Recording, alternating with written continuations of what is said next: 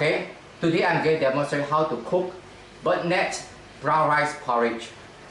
So the main ingredient is just a burnett. So normally we take about 5 grams of this.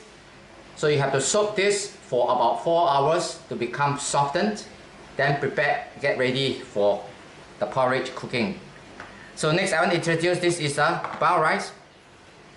For 2-person share, it's just about 3 tablespoons of this, or equivalent to 1/4 cup of this. So then you put about 500 cc of water. So to start with this, so we will boil the porridge first.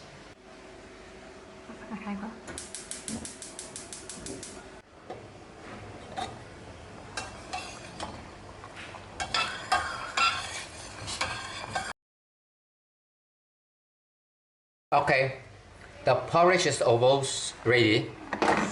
So because this is brown rice, so it will take longer times than the normal white rice. So this is you have to take about 45 minutes to hours. So depend how soft you want the rice to be. So this is after 15 minutes cooking.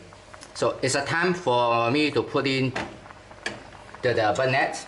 So this burnett just now I referred to. So we just pour all the burnett into this porridge.